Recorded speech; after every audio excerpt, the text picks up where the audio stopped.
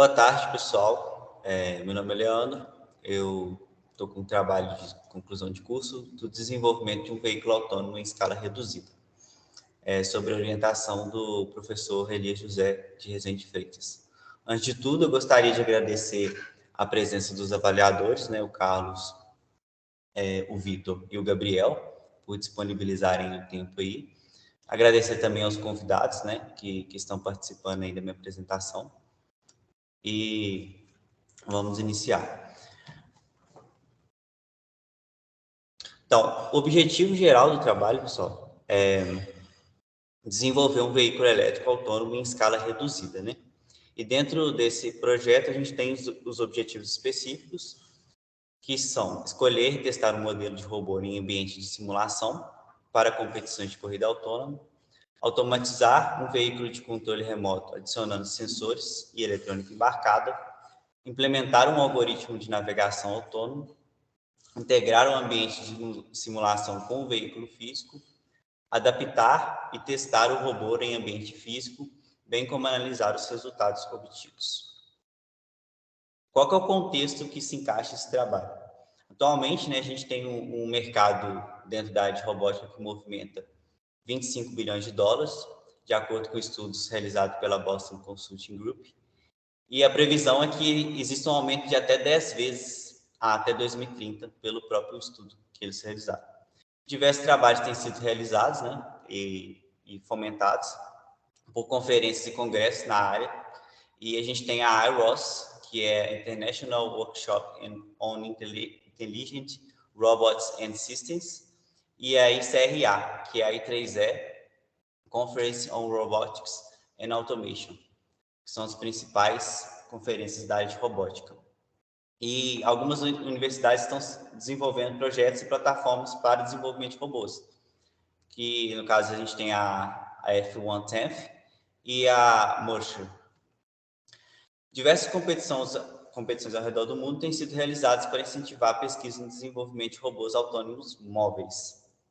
E como exemplo aqui, a gente tem na Universidade da Pensilvânia a F110, que desde 2015 vem realizando trabalhos, e através da conferência da IROS, eles estão realizando competições. Então, aqui nesse consegue ver o modelo de competição sendo realizado de veículos autônomos, né, que aconteceu lá em Praga. Então, a gente pode ver aí que os veículos, né, eles estão competindo de forma totalmente autônoma para ir completando um percurso em um caminho fechado.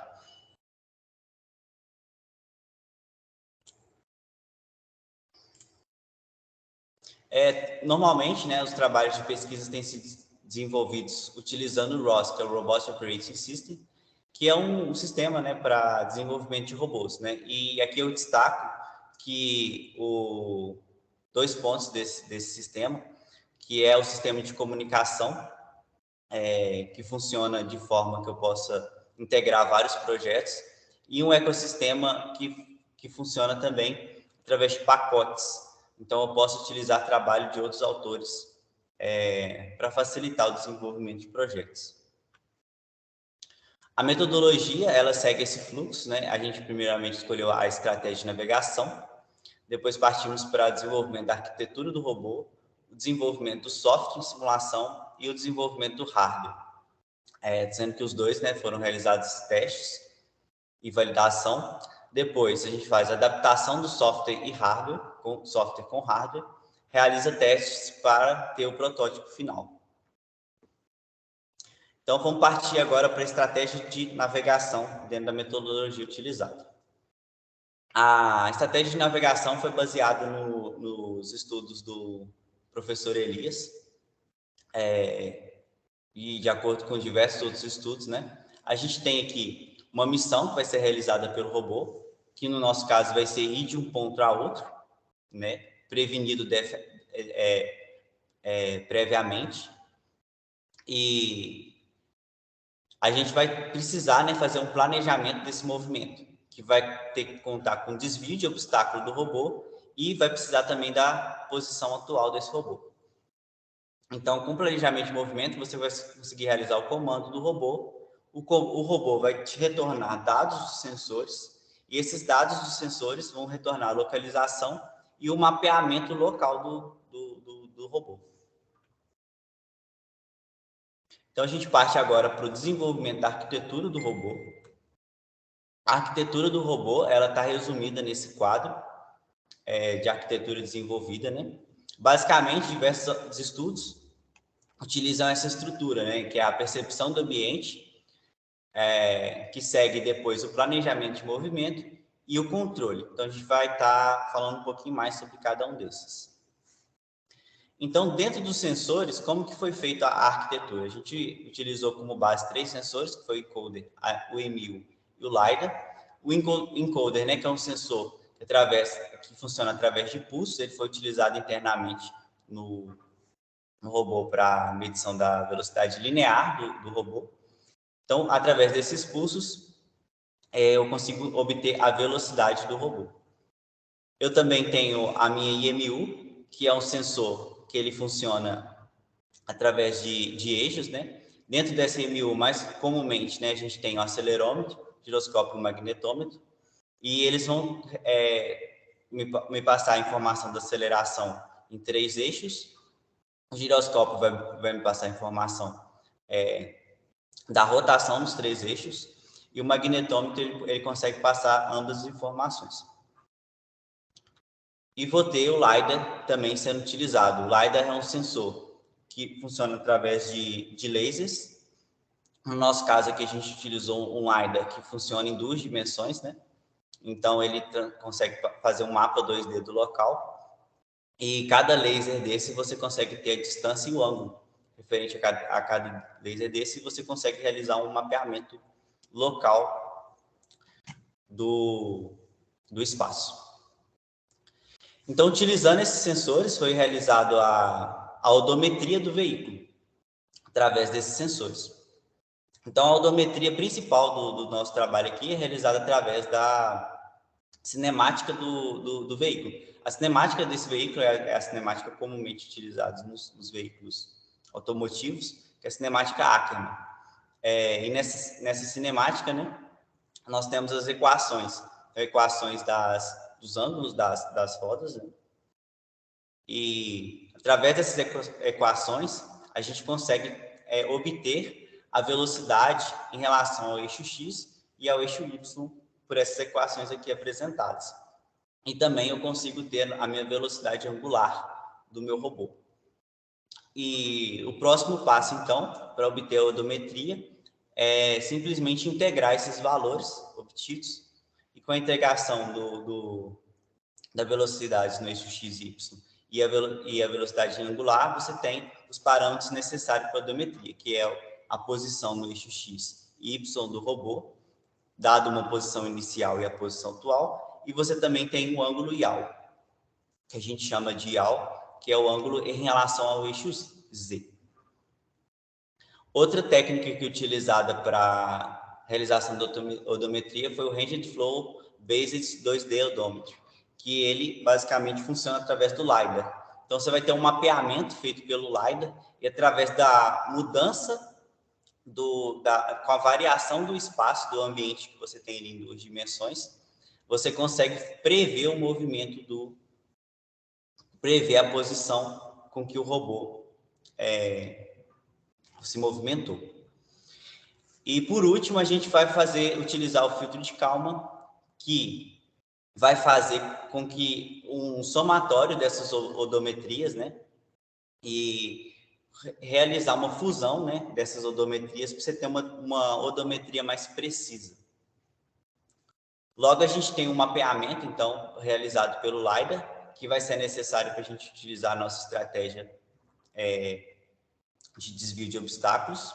Então, aqui a gente tem um exemplo, né, de um mapa, os pontos, né, a nuvem de pontos, que a gente chama, realizado pelo sensor LiDAR. E a gente tem o nosso esquema de localização, que a gente vai precisar ter um sistema de coordenadas inicial, que a gente vai chamar aqui de referencial do mapa fixo, e a gente vai ter o nosso referencial do robô. Então, a gente passa agora para a parte de planejamento do movimento, que é a parte principal, assim que eu posso dizer, do trabalho, que é o desenvolvimento da metodologia de como fazer o robô, né, ter o planejamento do seu movimento e executar o seu movimento. Então, nesse planejamento de movimento, a gente vai ter 2 pontos, né, que a gente quer um ponto de partida e um ponto de chegada. E a partir desses 2 pontos, você vai ter uma distância e você vai criar um vetor força atrativo, que a gente foi chamado de força atrativa, que vai depender de um campo, criação de um campo. E essa criação desse campo, ela vai ter um modelo, no caso que foi utilizado uma função modular linear, né? E esse campo é utilizado, e aí, para você obter esse vetor força, você vai precisar tirar o gradiente desse campo, né? E o gradiente desse campo vai ter a derivada parcial em relação ao eixo x e ao eixo y. E você vai ter um vetor força atrativo, que vai estar localizado no robô. E você também tem a estratégia utilizada de campos potenciais repulsivos, que vão ser, no caso, os obstáculos. Os obstáculos vão repelir o robô, né? Para que ele não colida com o obstáculo. Então, você vai ter um obstáculo e para cada feixe do LiDAR, do sensor LiDAR, você vai ter uma força no sentido contrário ao movimento do robô.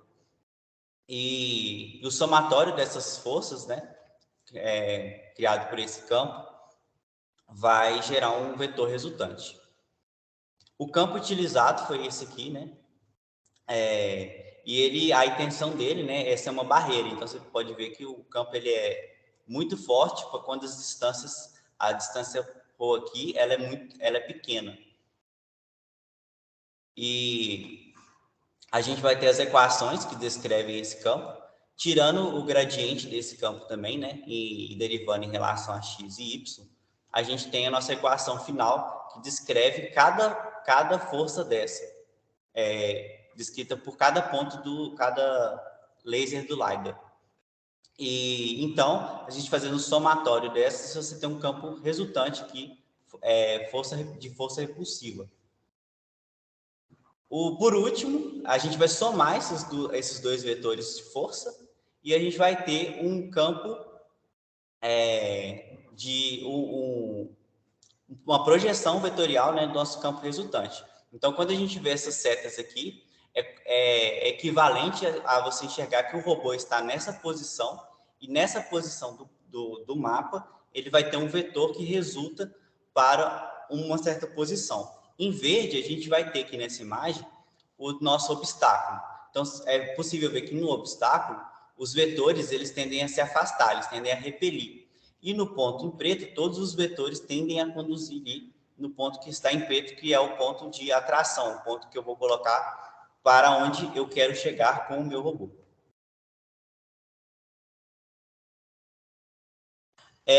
Por último, você tendo a sua estratégia de movimento, você vai necessitar de realizar um controle para que os seus atuadores do robô eles façam uma ação. No caso, a gente utilizou aqui o controlador PID, né, que ele vai ter as constantes proporcional, integral e derivativa.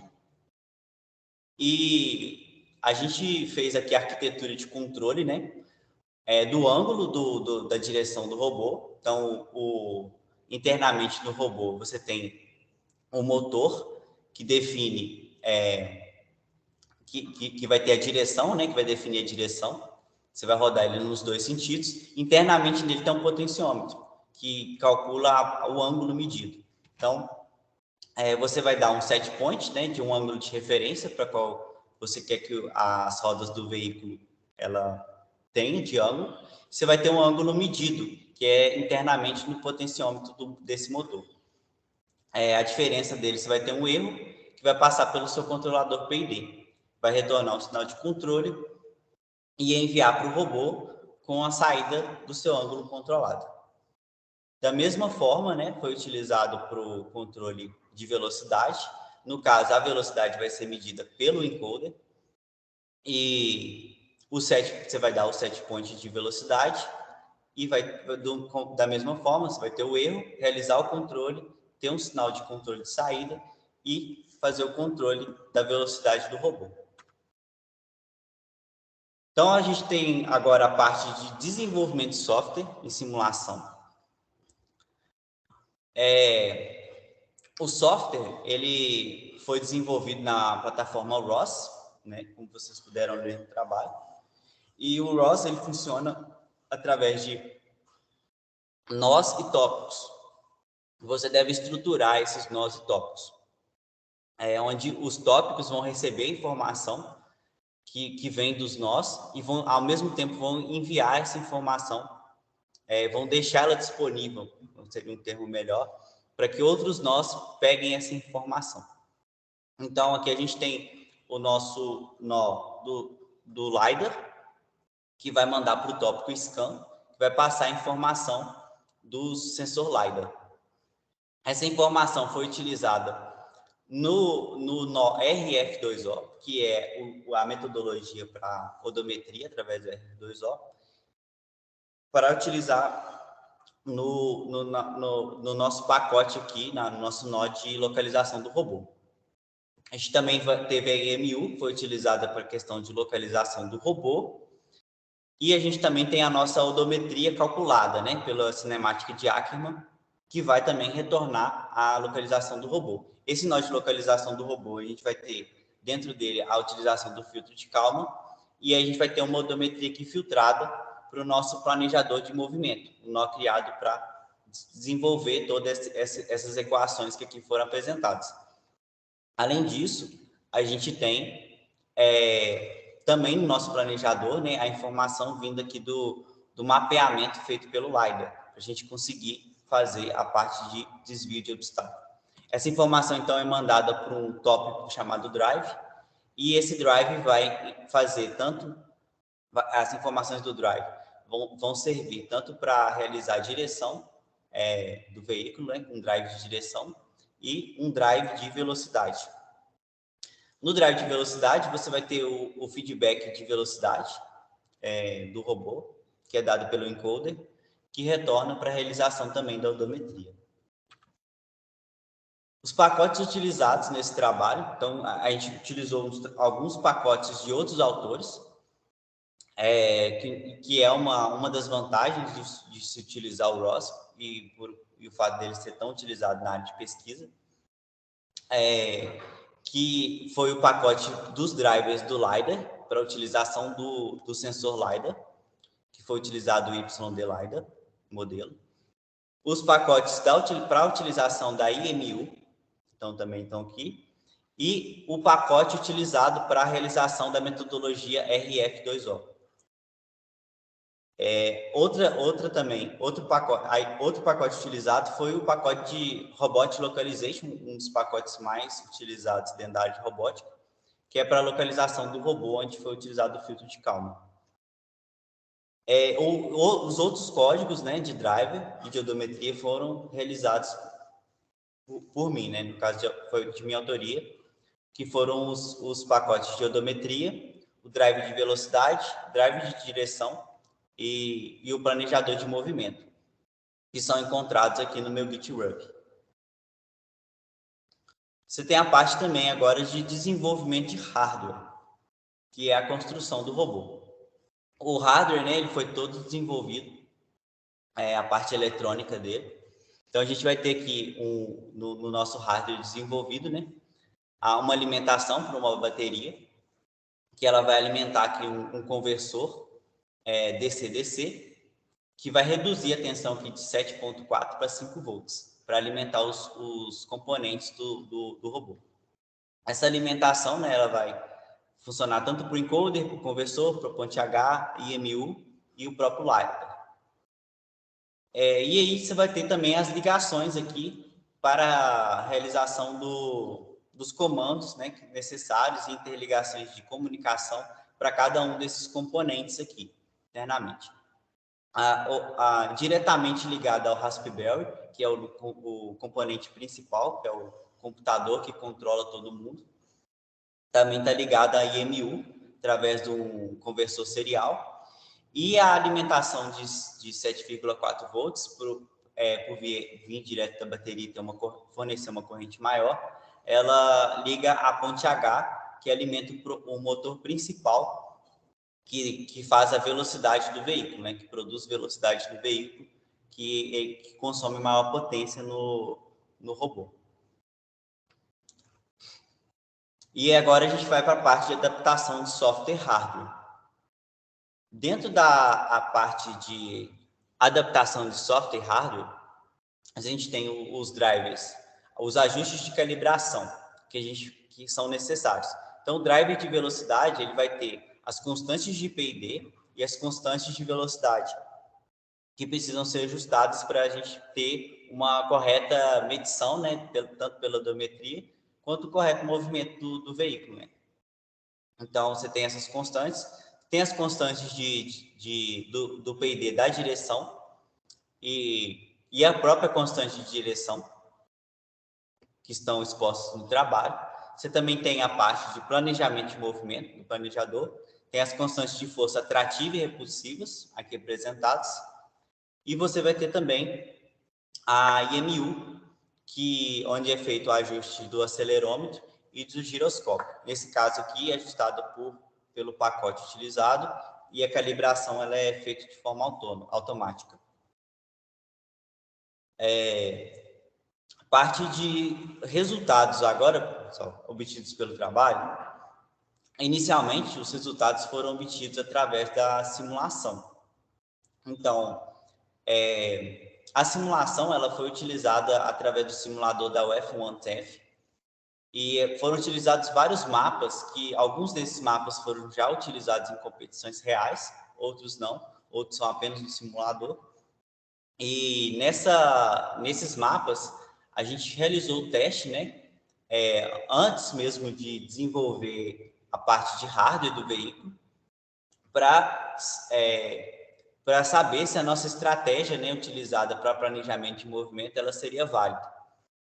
Então, nesses testes aqui, a gente vai ter aqui a bandeira em vermelho, que é o ponto de partida do robô, e as bandeiras em azul são os pontos onde foram colocados o campo potencial atrativo, onde o robô deveria ir. Em cada uma dessas pistas que serão apresentadas, foram realizadas 4 voltas para teste. E foi feito um registro, né, de qual a velocidade aproximada em cada região dessas pistas. Então, a gente vai ver aqui que em verde, né, a gente tem velocidades mais próximas de 7 metros por segundo. Em vermelho, a gente vai ter velocidades mais reduzidas, próximas aí a 1 metro por segundo. Então, nesse primeiro mapa aqui, já é possível perceber que nas retas, né, o nosso planejador de movimento, ele tem velocidades mais acentuadas, né, até mesmo porque não tem nenhum obstáculo na sua frente. Quando ele vai realizar a curva, existe uma redução na sua velocidade por causa da presença de obstáculo. E dentro do planejamento de movimento, foi criado uma lógica de movimentação, que quanto maior a necessidade de realizar curvas, menor a velocidade do robô. Você tem uma redução proporcional à curvatura. E nesse caso, né, você tem a redução de velocidade aqui e nas retas uma maior aceleração.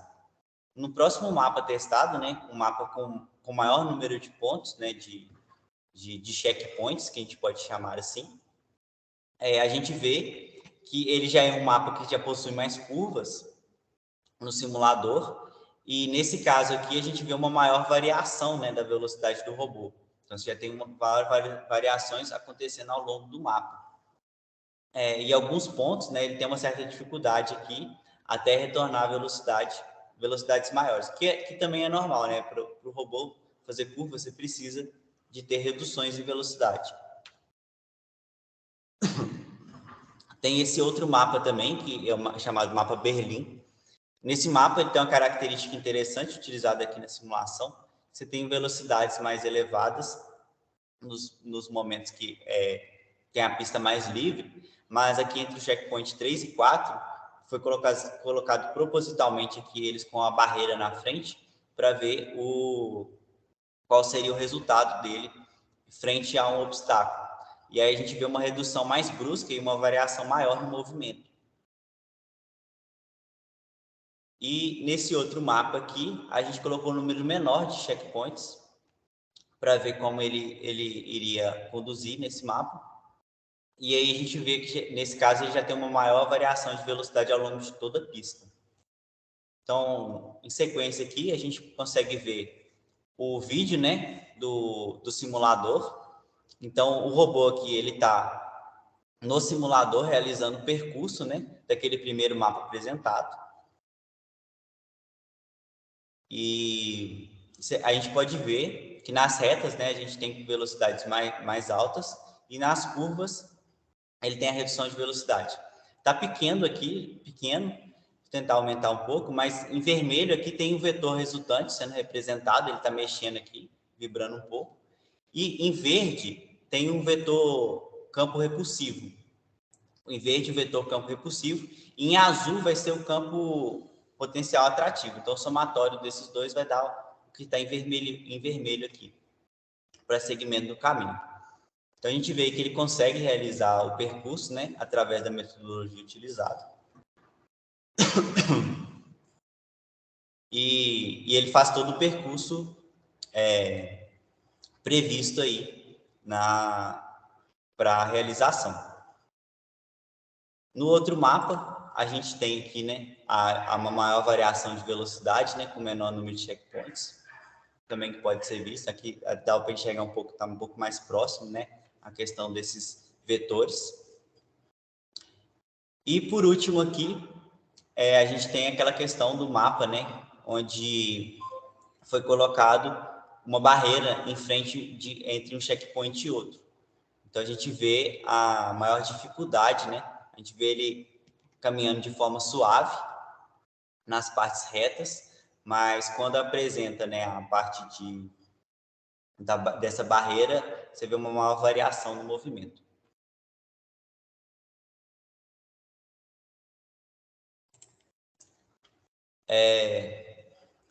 Continuando, agora a gente tem os resultados de hardware. Dentro dos resultados de hardware, a gente tem o robô desenvolvido, né, que a gente pode ver aqui. Na parte superior do robô foram colocados o LiDAR, o Raspberry e o IAMU. E foi importante colocar ele na parte superior, porque esses componentes eles precisavam estar alinhados para que eles passassem a informação correta da orientação. Porque a orientação também foi obtida através do sensor LiDAR.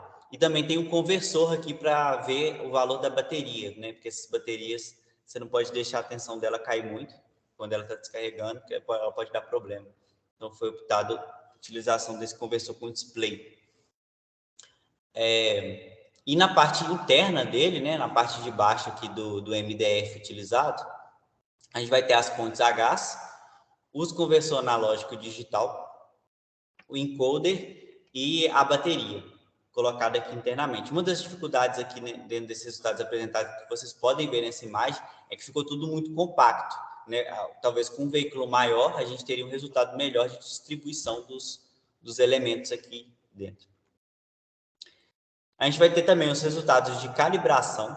Então, dentro dos resultados de calibração, a gente tem a curva de calibração desenvolvida, né, pelo robô. E a gente fez alguns testes, né, para realizar essa calibração. E um deles foi dar um pulso de 0,25, né, na velocidade, um degrau de 0,25. E foi incrementando esse degrau, né, até chegar à velocidade de 2 metros por segundo. Então, em vermelho, você vai ver essa imagem do degrau, né, que foi colocado como set point para velocidade. Em azul, a gente vê a resposta, né, do sistema após colocado esse degrau. Né? Então, a gente vê que, né, para velocidades menores, a gente tem uma variação menor do valor, e essa variação vai aumentando muito, né? Você começa a ter um sinal muito flutuante. E esse sinal flutuante ele acontece pela utilização do próprio encoder, né? Porque o encoder ele retorna um sinal digital. Então, você tem essa característica aqui de sinal meio pulsante.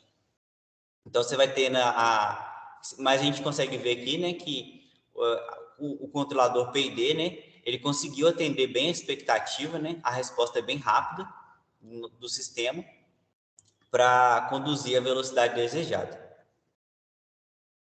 E a gente fez alguns testes também, né, de qual tempo, né, o percurso, num percurso de 10 metros, em quanto tempo ele conseguiria conduzir a uma velocidade constante, né? Então, a gente colocou um set point, né, que no caso aqui é a velocidade prevista, e viu em quanto tempo ele conduzia aquele percurso. Então, assim, em comparação à velocidade que a gente fez em 10 metros, né? Aí a gente fez a gravação do vídeo e com o vídeo a gente teve os tempos do início ao fim, né, do percurso realizado. Então a gente tem essa sequência aqui e é possível perceber que da velocidade prevista para a velocidade real, nas velocidades mais baixas, a velocidade prevista é bem próxima da velocidade real. E a gente tem uma perda, né, começa a ter um certo erro quando as velocidades vão aumentando. Então, com velocidades maiores, a velocidade real do veículo foge um pouco do set point estabelecido. Aí, agora estou apresentando aqui as curvas realizadas para a calibração do motor de direção, o drive de direção do veículo. Então, qual que foi o teste realizado, né? Foi colocado um sinal de set point senoidal ao longo aí do tempo, né? Em várias frequências, né? No caso aqui foram utilizadas frequências de meio Hz, 0,75 Hz e 1 Hz. Em azul, a gente consegue ver a resposta, né? Medida do ângulo, né? Do ângulo medido. E em laranja, a gente vê o set point. Qual que é a característica interessante dessa imagem?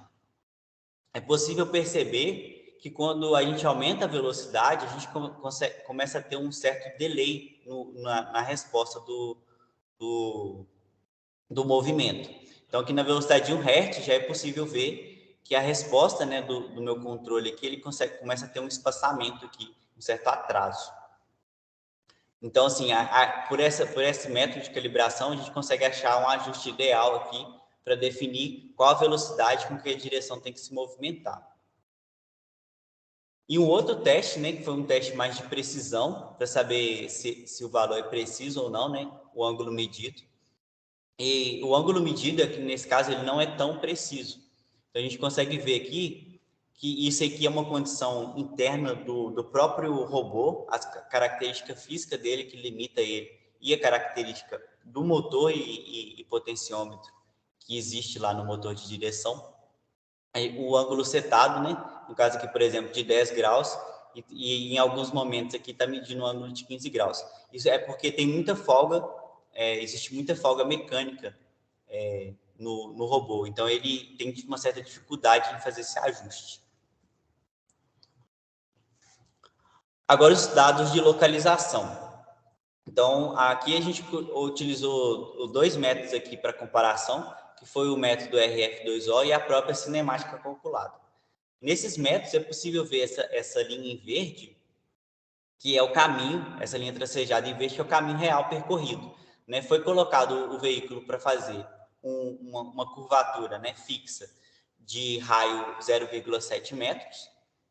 E aqui foram os dados medidos internos salvos, né, do robô, pelos 2 tipos de odometria. A odometria calculada, que utiliza, no caso, o encoder IAMU, e a odometria pelo RF2O, que é a metodologia do LiDAR.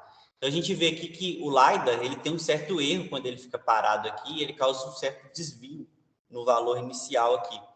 Mas depois que o robô começa a se movimentar, né, ele segue o percurso normal dele.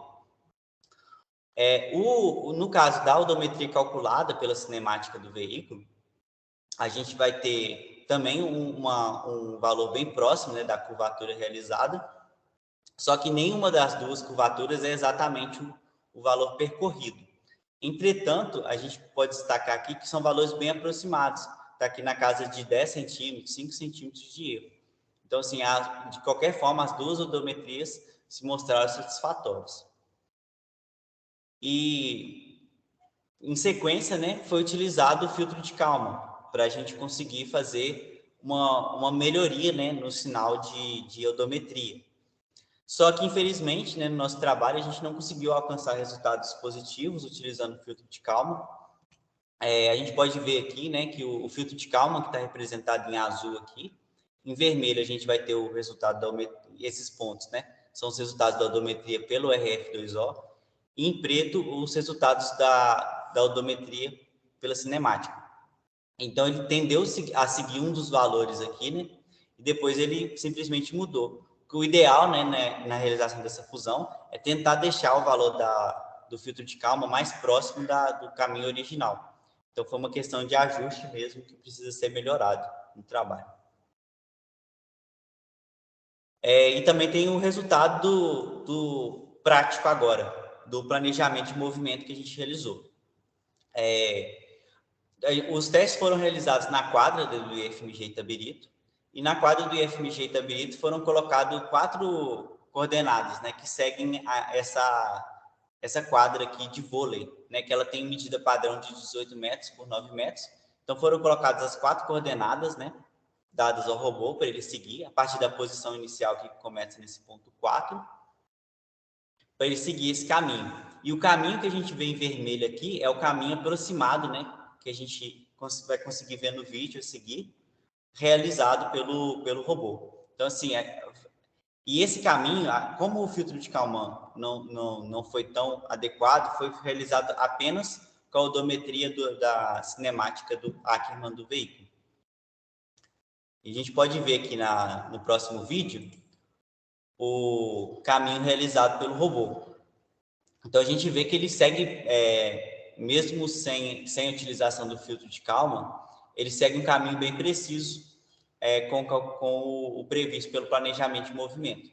Então, ele vai seguir esse primeiro ponto aí, até chegar no primeiro checkpoint, que é a primeira aresta da quadra de vôlei.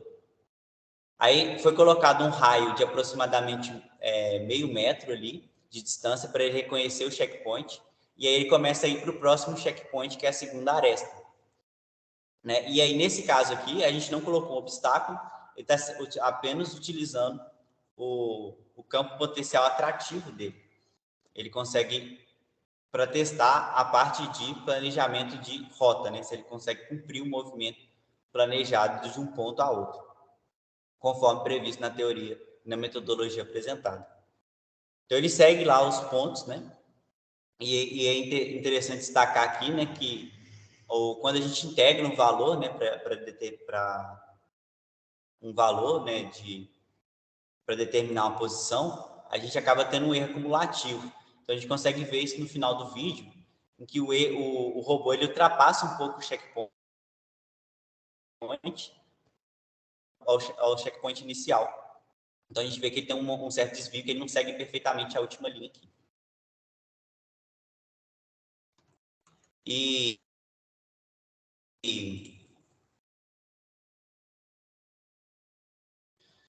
Como considerações finais, pessoal, a gente tem que a aplicação de campos potenciais, né, como solução de planejamento de movimento foi satisfatória tanto na simulação quanto no hardware, a gente pôde ver.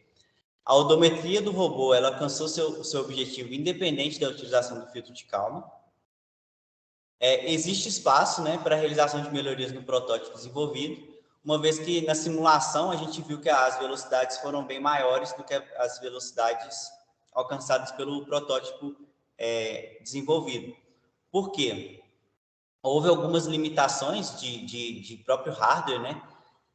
Principalmente na parte de computacional, né, de processamento, em que quanto maior o número, né, de informações que o robô estava precisando lidar, ele estava tendo um certo erro. Então, a gente optou por utilizar velocidades menores, onde ele apresentou menos erro, que no caso ele foi aproximadamente meio metro por segundo, que a gente viu ali no vídeo da realização. E, pessoal, vocês me desculpem, mas eu acho que pulou um slide aqui, por algum problema aqui. Eu vou ter que voltar um pouco aqui. É esse slide aqui, vocês me desculpem, eu vou ter que acabar voltando nele, que ele é importante. Esse vídeo aqui é a parte do desvio de obstáculo, né? O robô, ele realizando a parte de desvio de obstáculo.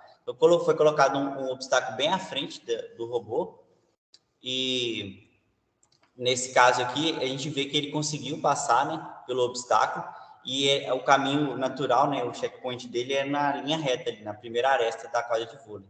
A gente vê que ele consegue fazer o desvio e seguir lá para o caminho lá da primeira aresta do caminho realizado. As dificuldades, né, a serem superadas. O filtro de calma, né, ele necessita de melhores ajustes para adequado funcionamento. O robô apresentou certas limitações em seu hardware e é necessário, né, alcançar velocidades maiores com o robô na aplicação real. Trabalhos futuros, a gente tem aí como pretensão desenvolver uma estratégia para parametrização adequada de filtro de calma. Eu penso assim que um trabalho interessante seria desenvolver uma estratégia visual, né, de calibração e simulação e no robô físico. Realizar melhorias no desenvolvimento do hardware do robô, né, para ele conseguir obter velocidades maiores. Desenvolvimento em um ambiente de simulação próprio, com as características aproximadas do robô construído. Então, seria interessante criar esse ambiente de simulação e participar de competições com veículos autônomos em escala reduzida. Então, os próximos trabalhos pretendidos são esses. E aqui ficam as bibliografias utilizadas para essa apresentação. Agradeço a todos aí a presença.